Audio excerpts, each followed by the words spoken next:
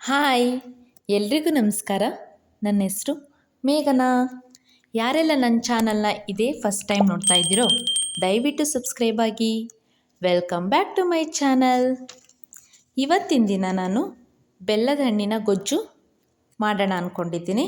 ಅದಕ್ಕೆ ಬೇಕಾಗಿರುವ ಸಾಮಗ್ರಿಗಳು: ಬೆಲ್ಲದ ಹಣ್ಣು, ಒಣಮೆಣಸಿನಕಾಯಿ, ಬೆಳ್ಳುಳ್ಳಿ, ಕಡಲೆಬೇಳೆ, ಸಾಂಬಾರು ಬೀಜ, ಹೆಸರುಬೇಳೆ, ಉದ್ದಿನಬೇಳೆ, ಬೆಲ್ಲ ಮತ್ತು ಇದಿಷ್ಟು ಬೇಕಾಗಿರುವ ಸಾಮಗ್ರಿಗಳು.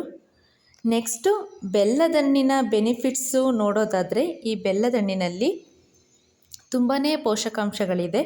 ಅದರಲ್ಲಿ protein, vitamin C, beta carotene, vitamin B complex, potassium, calcium, magnesium, iron.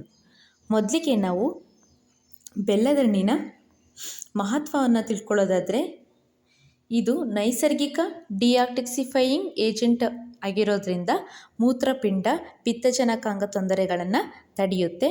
ಮತ್ತು ಇದು ನೆಗಡಿ, ಕೆಮ್ಮು, ಜ್ವರ ಈ ಥರ ಲಕ್ಷಣಗಳು ಕಾಣಿಸಿದರೆ ಅದಕ್ಕೂ ಸಹಾಯಕಾರಿ. ಮೊದಲಿಗೆ ನಾನು ಬೆಲ್ಲದಹಣ್ಣನ್ನೆಲ್ಲ ತಿರುಳನ್ನು ನೀಟಾಗಿ ತೆಗೆದಿಟ್ಕೊಂಡಿದ್ದೀನಿ. ಈಗ ನೆಕ್ಸ್ಟು ಒಂದು ಬಾಣಲಿಗೆ ಎಣ್ಣೆ ಹಾಕ್ಕೊಂಡು ಅದರಲ್ಲಿ ನಾನು ಮೊದಲಿಗೆ ಕಡಲೆಬೇಳೆನ ಹಾಕ್ಕೊಳ್ತಾ ಇದ್ದೀನಿ. ಕಡಲೆಬೇಳೆನ ನೀಟಾಗಿ ಫ್ರೈ ಮಾಡಬೇಕು. ಕಡಲೆಬೇಳೆ ಎಲ್ಲ ನೀಟಾಗಿ ಫ್ರೈ ಆದಮೇಲೆ ಅದಕ್ಕೆ ನಾನು ಉದ್ದಿನಬೇಳೆ ಹಾಕ್ತಾಯಿದ್ದೀನಿ. ಉದ್ದಿನಬೇಳೆನೂ ಸಹ ನೀಟಾಗಿ ಫ್ರೈ ಮಾಡಬೇಕು. ಉದ್ದಿನಬೇಳೆ ಎಲ್ಲ ನೀಟಾಗಿ ಫ್ರೈ ಆದಮೇಲೆ ಅದಕ್ಕೆ ಸಾಂಬಾರು ಬೀಜ ಹಾಕ್ತಾಯಿದ್ದೀನಿ.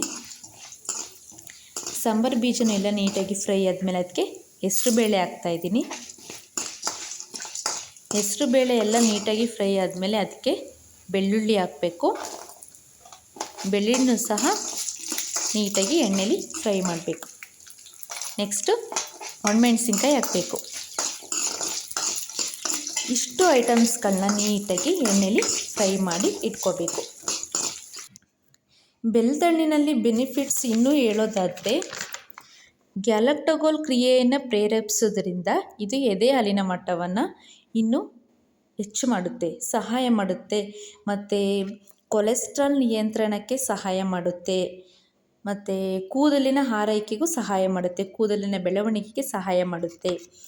ಈಗ ಒಸಡಿನಲ್ಲಿ ಯಾವ ರೀತಿ ಏನಾದರೂ ತೊಂದರೆ ಇದ್ದರೆ ಅದು ಸಹ ಕಡಿಮೆ ಆಗೋದಕ್ಕೆ ಸಹಾಯ ಮಾಡುತ್ತೆ.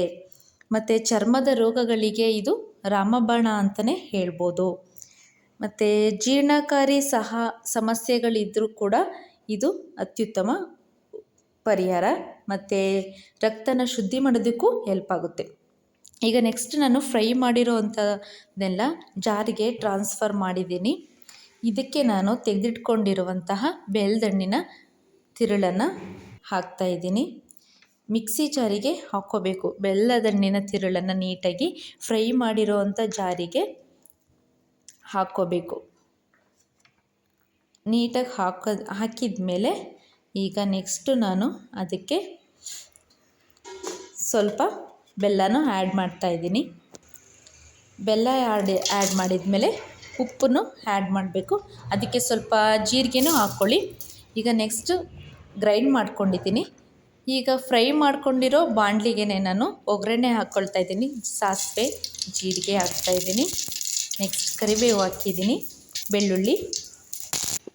ನೆಕ್ಸ್ಟು ಗ್ರೈಂಡ್ ಮಾಡ್ಕೊಂಡಿರೋಂಥ ಮಿಶ್ರಣವನ್ನು ಅದರೊಳಗೆ ಹಾಕಿ ನೀಟಾಗಿ ನಾವು ಕುದಿಸ್ಬೇಕು. ಈ ರೀತಿ ಕುದಿಸೋದ್ರಿಂದ ಗೊಜ್ಜು ತಯಾರಾಗುತ್ತೆ. ಬೆಲ್ಲದಹಣ್ಣಿನಲ್ಲಿ ಇಷ್ಟೆಲ್ಲ ಉಪಯೋಗಕಾರಿ ಅಂಶಗಳು ಇರೋದ್ರಿಂದ ತಿನ್ನೋದ್ರಿಂದ ಏನು ತಪ್ಪು?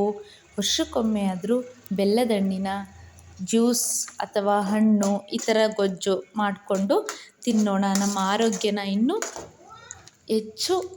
ಹೆಚ್ಚಾಗಿ ಆರೋಗ್ಯವಾಗಿರೋದಕ್ಕೆ ಇಂತಹ ಉಪಯುಕ್ತ ಹಣ್ಣುಗಳನ್ನು ಸೇವಿಸೋಣ ಅಂತ ಹೇಳ್ತಾ, ಬೆಲ್ಲದಹಣ್ಣಿನ ಗೊಜ್ಜು ಇಷ್ಟ ಆಗಿದ್ದರೆ ದಯವಿಟ್ಟು ಲೈಕ್ ಮಾಡಿ, ಶೇರ್ ಮಾಡಿ ಆ್ಯಂಡ್ ಕಮೆಂಟ್ ಮಾಡಿ. Thank you.